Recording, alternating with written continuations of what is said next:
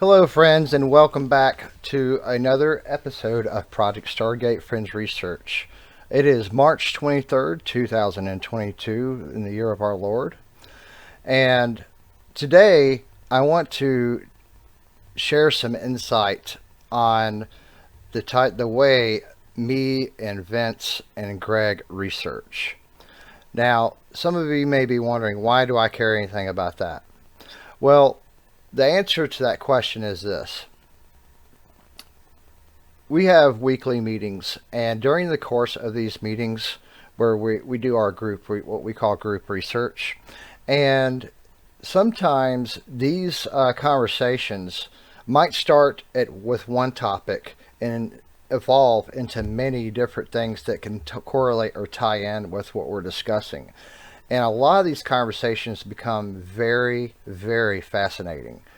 And we've contemplated the idea of sharing some of these intimate private conversations during our research with you, the listener.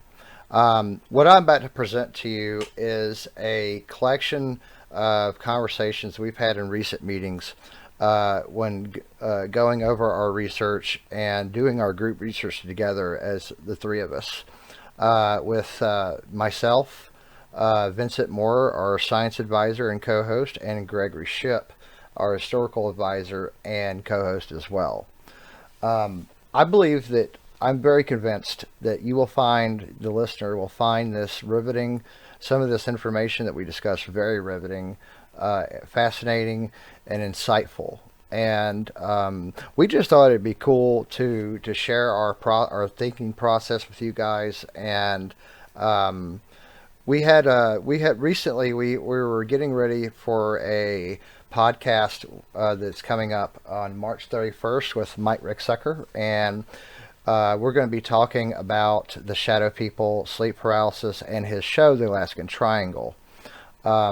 But during the course of our research, within the last couple of days, we felt our conversations that we had together amongst each other are so riveting and so enjoyable, and the most important thing is we learn from one another, and that right there, my friends, is what really enables us to find and produce the type of content that we've put out for you guys in the past, and we continue to in the future. But without further ado, I like to present some recordings of us having some of our conversations in group research. I think that even though it's kind of raw and it's a completely unedited, I think nonetheless, I think that the listeners will agree this is some pretty cool conversations we had, and we feel like it's a shame not to share this with people.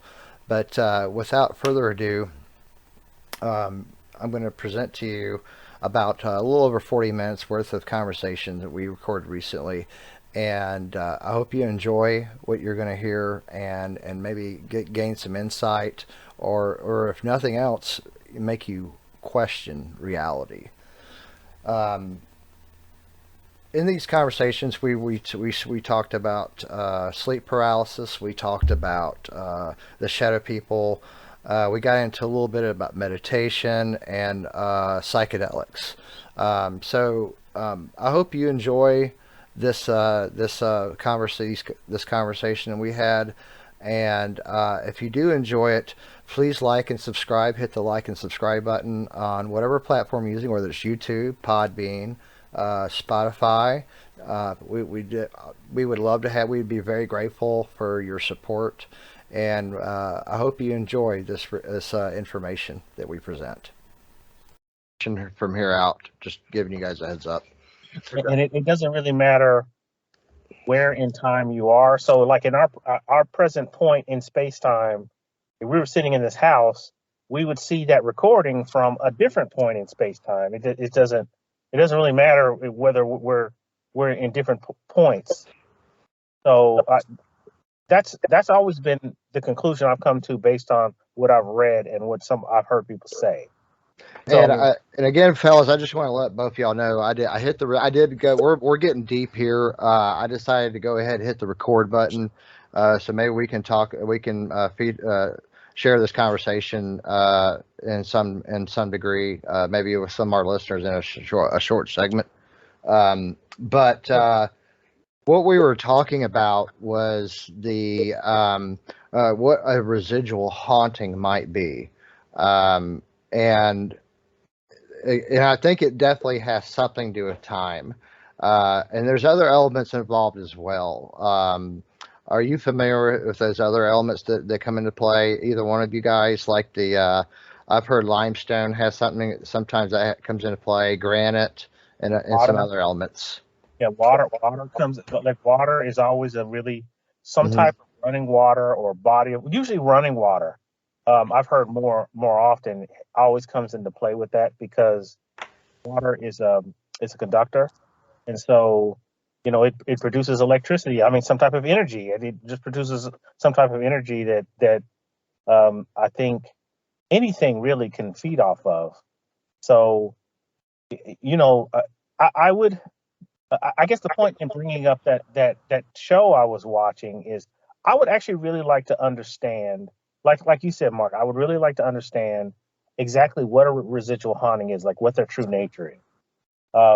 It's an impossible task, but actually going to see it and seeing if we can measure it, I think that would be actually really interesting thing.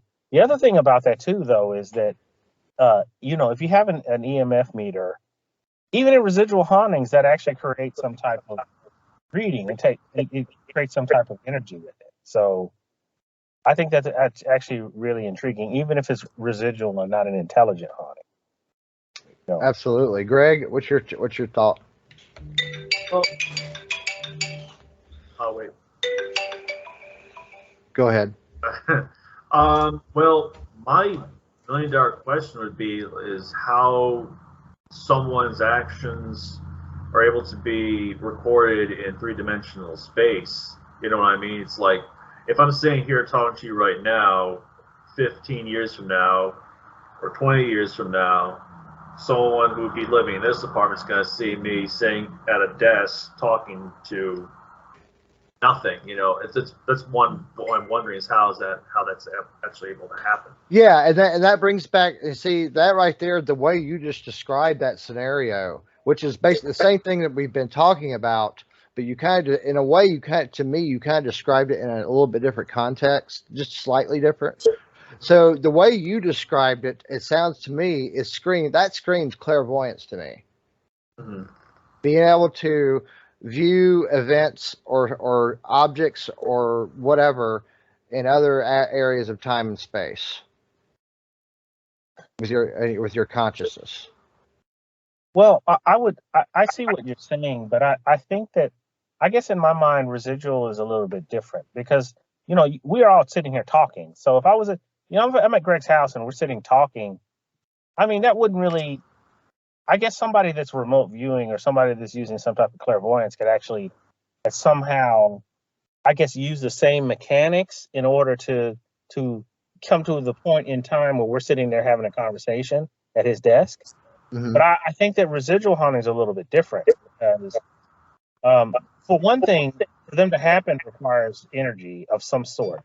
Either it's emotional energy or running water or a violent act or an argument or whatever's going on. It actually takes some type of energy, some type of um, I won't say catastrophic. I guess they're not always catastrophic, but it always takes something in order to imprint whatever that image is, whatever that action is, or whatever that series of events is in space time. Mm-hmm. So I think that's a little bit different. I mean, I do think they're operating on the same thing because I think ultimately we're all basically still operating within the rules of whatever space time is, whatever its true nature is. But I think I think it's the difference between if I was in my apartment and Greg and Mark, you were standing outside of my apartment and I could look out the window and see you, that's kind of clairvoyance because I can look across, a distance, a different point in space, a different point in time, technically, and see you two there. As opposed to if you two were standing there with a video recorder and you were recording each other, and then you sent it to me on a tape, that's a little bit different. I get what I'm saying. Right. Yes. And Right, I right. and I and I do believe that there are distinctive differences between there are two. You are. I agree that those are two different events, but I think in some cases, maybe possibly they could be mistaken for one another. It's possible. Do you think it is possible then, if we were sitting in a house, an old haunted house, and we're watching a residual haunting, that it is clairvoyance? Like, is it something in our brain that actually allows us to look across the fabric of space time? In some cases, absolutely. In some cases, no doubt in my mind. I never thought about it like that. Not every case. Now I do believe, I still believe that there are what they call residual hauntings. I definitely believe that happens. I just think sometimes the line between the two is kind of thin. Uh, in some cases it definitely appears to be one or the other. Um, but sometimes I can see. I mean, this really could go in several different directions. It really could. But I think at the end of the day, I think pretty much everybody agrees that residual hauntings do not involve a a disembodied or non corporeal spirit or entity. Mhm. So that this it's kind of just a type of dumb recording or something. Yeah. In some cases, I believe it is. Hmm. Because you look at it, but there again, a lot of these places that seem to have residual haunting situations, um, they they have these, they have all the water nearby. They have the other geological conditions that we've heard of in the past. But also you have those and other types of hauntings that possibly do involve some sort of disembodied spirit. Well, in So this it show, can be they actually do confusing. have in this show they do have, it seems like, residual, but then they also have intelligent hauntings too. And then so listen, this is supposed to be in the place of Montana. I've been to Montana. First of all, Montana is gorgeous. It's a gorgeous state. Um, Absolutely. That it is. Every episode of David Pilates posts on his YouTube channel of his show. He gives a nice, at least once a week. He does it outside, and he lives in Montana. And dude, it is beautiful.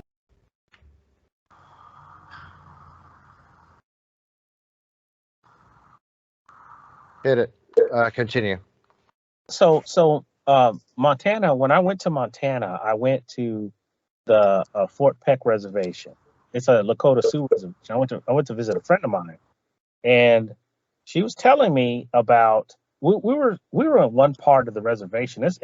We were driving around the reservation. It's a gorgeous place, and she was telling me that this field that we were sitting in front of. She said if I sat there long enough, we'd see like Sasquatch walking by, right? And that's part of that's part of the Lakota Sioux culture and a lot of the stories. And there was a lot of stories that she told me about that place. And so Montana has a lot of stuff like that. But one of the reasons is because it has, like, there's natural water. There's a lot of history. There's a lot of violent history in Montana too. I can't remember what the name of some of the rocks there, but I'm pretty sure they have like limestone and redstone and things like that there Oh, I'm too. sure they do. I'm sure that they got bedrock and all that stuff out there. Yeah, and so it's a place that, I mean, just lends itself to these types of things. So in this particular show, they have a lot of different types of hauntings. It's not just residual. Like, there's intelligent stuff there too, and it seems that there's more than one. It's like several. Well, see, So the geology can serve as multiple purposes here. It could serve as a conducting unit of some kind, plus a sort of hard drive, for lack of a better term. yeah, yeah. I was thinking that too. Like, I think a lot of it. These kinds of things it depends on the environment that allows these things to happen. So, listen, in my wildest dreams, when we make our first million or whatever we're going to do, I would love to go and actually go to Montana and explore the rest of the state. Like I went to Billings, and then I went to the Fort Peck Reservation, which actually was an adventure in itself getting there. I would love to go hunting. I haven't been hunting since I was a teenager, man. That would be so much fun. Yeah, I haven't been hunting, but I would go hunting there. That's interesting. That's an interesting place. Yeah, man. Well, that's pretty cool. We ought to talk about this again sometime. Yeah. All right. So, sleep paralysis is a situation that's affected millions of people all over the world. And I believe what I hypothesize, and based on the evidence, I believe there's a physiological aspect to sleeping paralysis, and I believe that there's also a spiritual and / paranormal side to it, or there can be in some cases. And I'm going to kind of go into that into a little bit more detail here for just a few minutes. So sleep paralysis, to my understanding, occurs during the REM stage, and basically, as we all know, when we go to sleep at night, our body shuts down. It just shuts down.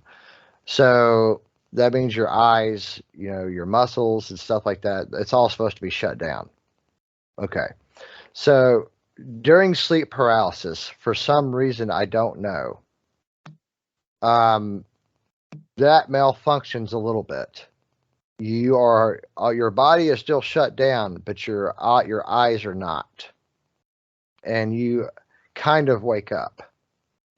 You are awake, actually. There's no kind of. You are awake. I've had sleep paralysis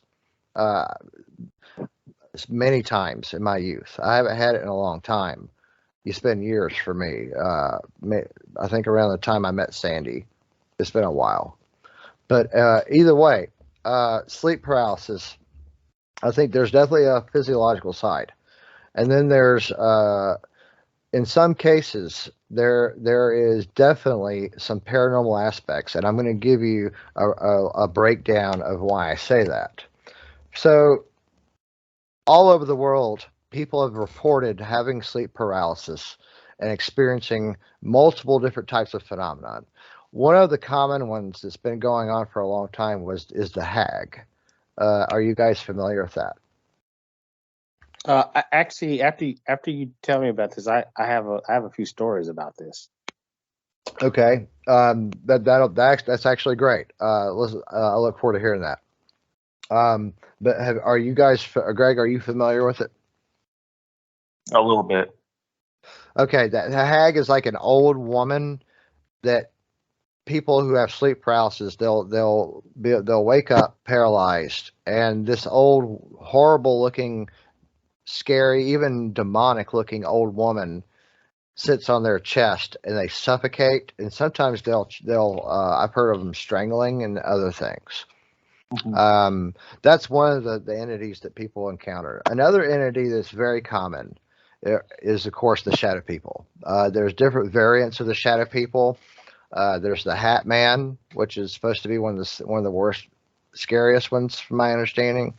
Then there's the other shadow people that aren't wearing a hat, but they usually get up right in their face, and they do this and that.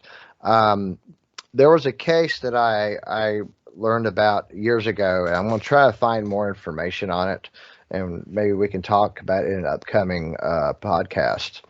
But it was a very interesting case of sleep paralysis, in the sense that two people were experiencing it at once, that were sleeping in the same room, in the same bed. This woman had what I call chronic sleep paralysis. And she would spend the night with someone, and they were sleeping in the bed together. I think it was two ladies. And she woke up with sleep paralysis, and something was on top of her during the sleep paralysis.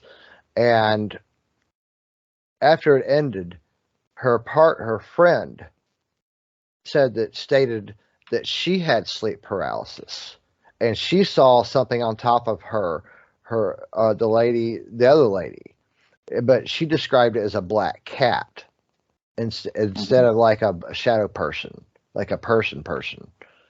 That was very interesting.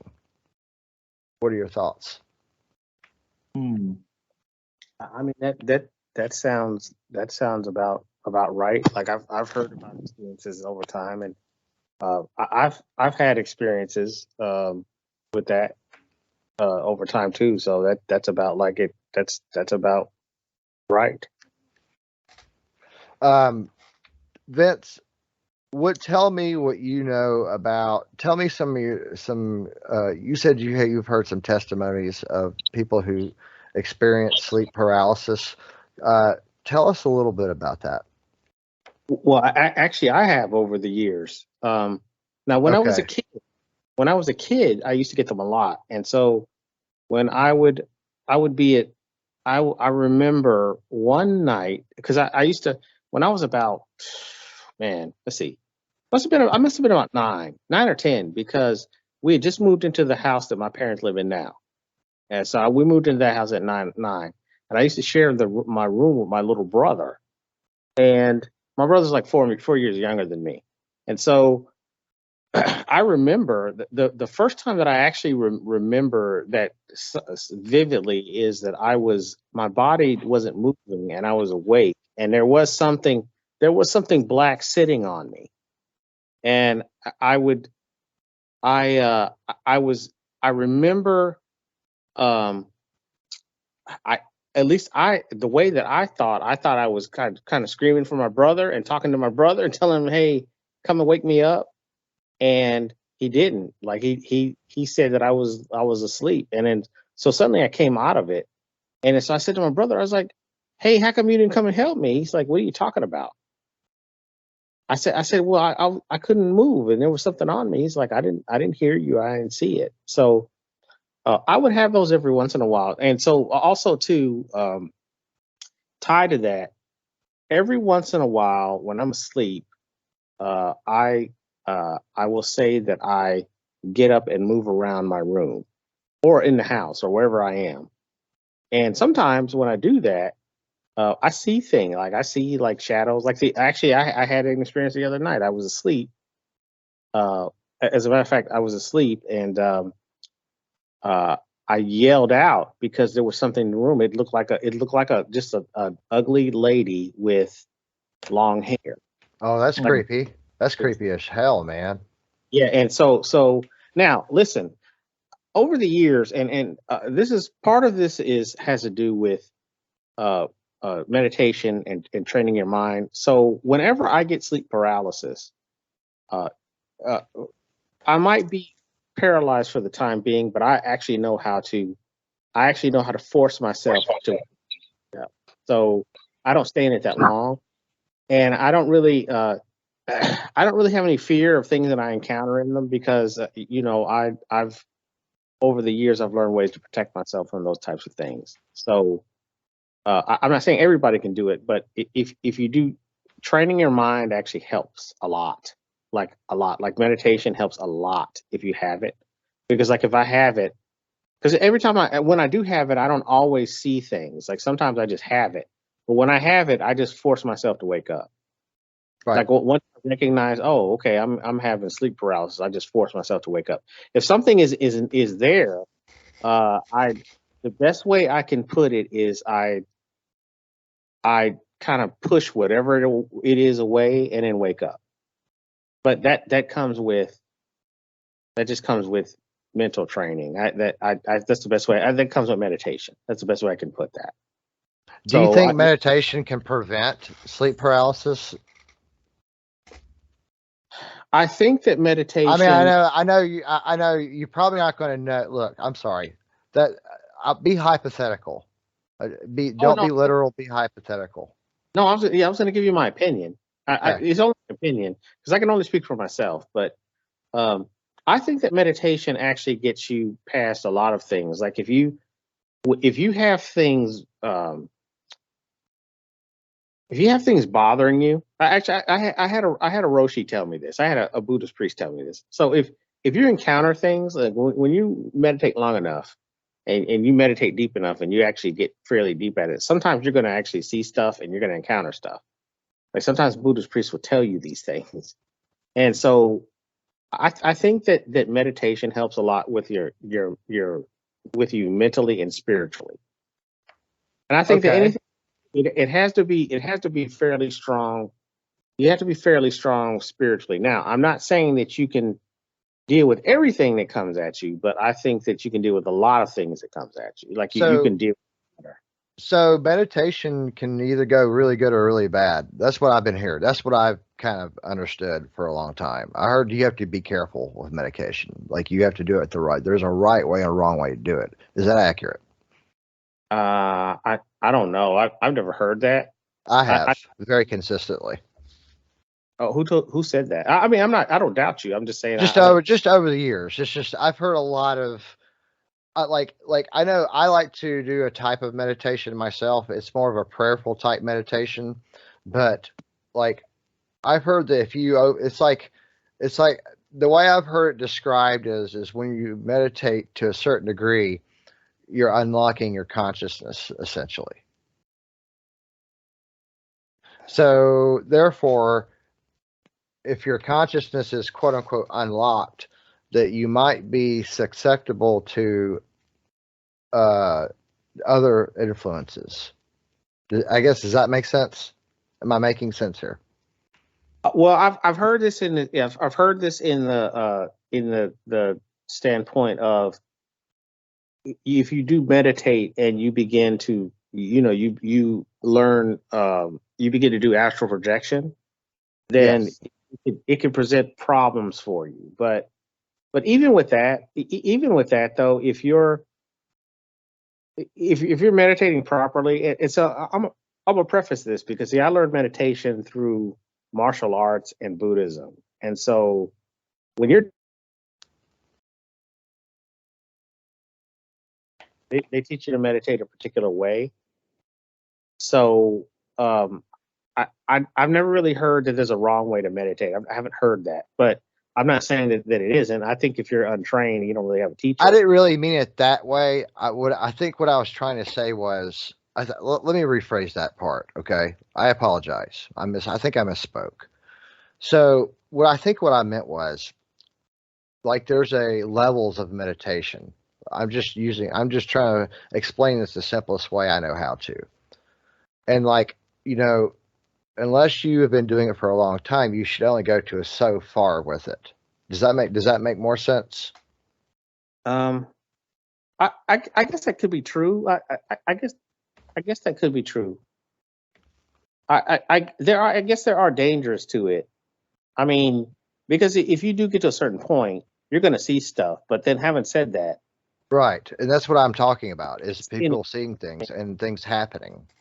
But having said that, if you get to the point where you're seeing and experiencing things, and your mind has been trained enough to where you know how to deal with it, that's my opinion. That's my opinion. Okay, well, that's fair enough, man. And I'm not, and I just want to also go on record by saying I am in no way discouraging meditation. I do a type of meditation myself, so I am not anti-meditation.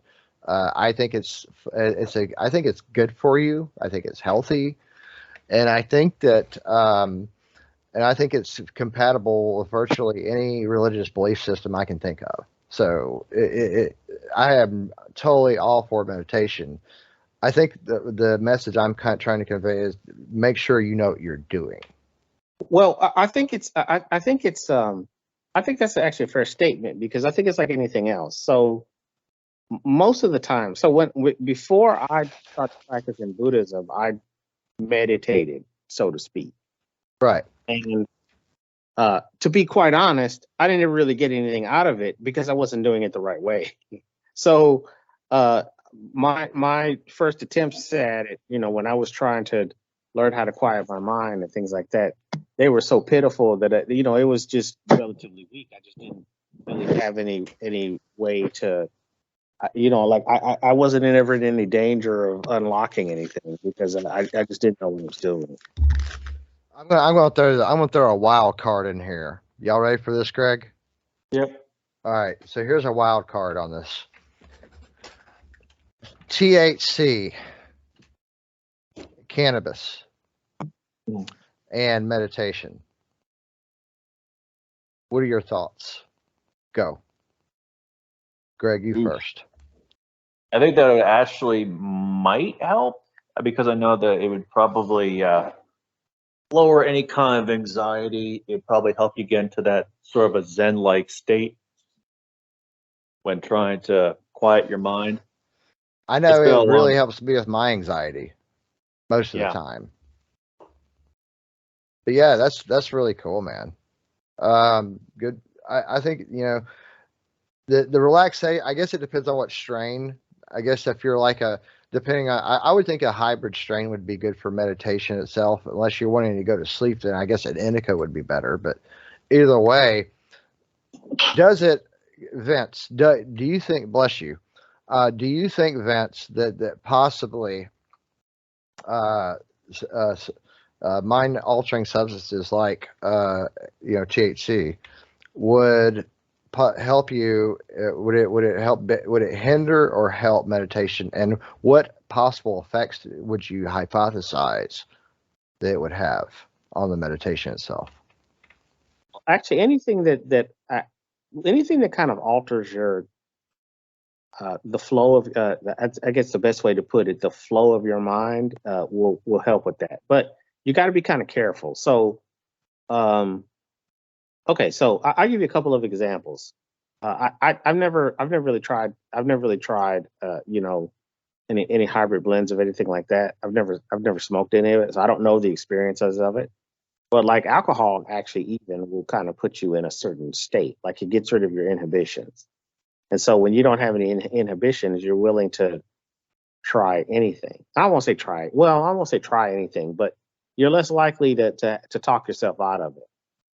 And so if you're drinking at a certain point and you're not drunk, there's a point where that's sort of a meditative state. Like I don't know, things seem to make a little bit more sense. At least they make sense to you at the time. And then you take that one sip and then you're drunk and you lose it all. But with that, you have to be really careful. Like, so if you're doing any of that stuff, you have to be very careful that you don't, I guess you don't lose touch with your reality. I guess that's the best way to put it. That's my opinion. I've heard of like, smoking things like LSD or angel dust, and they get the same thing.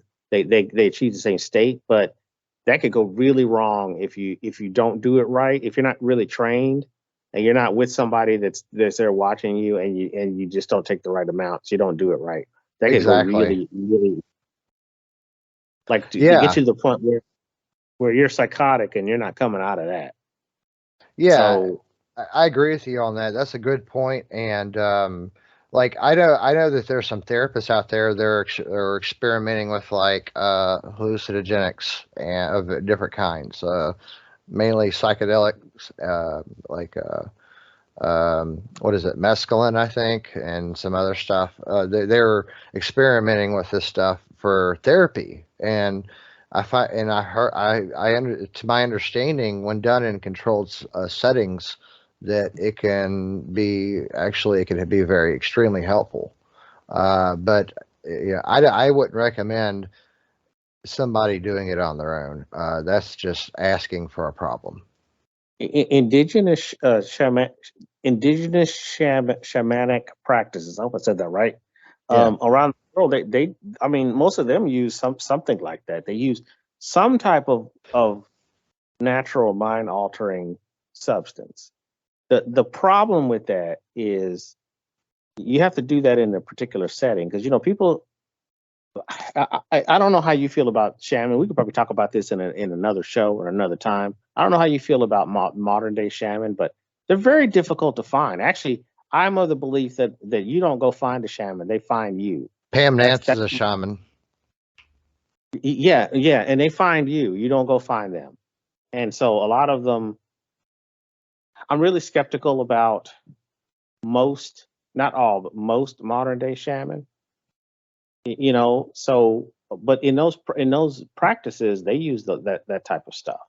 But see, it's supervised, and you have somebody guiding. You have whoever the shaman is, or the priest, or whoever that is. You have them guiding you. Like you're not sitting there just, you're not sitting there smoking peyote by yourself. Right. Because that can lead to a lot of really, really bad stuff. And I think that when you unhinge yourself from how our reality is locked into things, you end up in realities that don't really make any sense to you. And it's going to really mess you up if you're not guided properly. Absolutely, it's dangerous. Outside of cannabis and hemp and stuff like that. I strongly advise people do not try to do your LSD experiments or mushrooms or any of that stuff without having medical supervision with a professional. I beg that's for your safety, and you never know how, like he said, that you never know how it's going to turn out. But cannabis and hemp, though, they don't really blitz your mind. Aren't they rather mild? I've never tried either one of them. But well, THC, I don't know, Greg. This is interesting. So, there's legal versions of THC out that are legal. They are natural. Most of them are natural. One of them, I think, is semi-synthetic, but it's safe so far, as far as we know. But Delta 8, THC, Delta 10, and HHC are the big ones. Most of them are pretty close to being as strong as regular Delta 9 THC. So with that being said, I started using this for therapy and health reasons, and I've gotten off like 6 medications. But the effects on me, like I've been puffing on my vape this whole conversation, and it's just very relaxing to me. I feel sociable. I feel my anxiety is just melted away. I feel very engaged in our conversation. I mean, it's just it. And then the other type, this is a sativa. The indica, on the other hand, generally does the same thing, but less up in your mind, but more in your body. It's more of a body high. And the high is mild. The high you get from THC or HHC, either one of those cannabinoids, it's like a very, very mild hallucinogen, just extremely mild. You might have some very mild audio or visual hallucinations. It happens, but it's nothing it's nothing ridiculous or anything like that. It's actually I found the more psychedelic the strains are for me, the better back pain relief I get, which is really kind of interesting. And I've wondered about that. And you usually get that from the indica strains. Greg.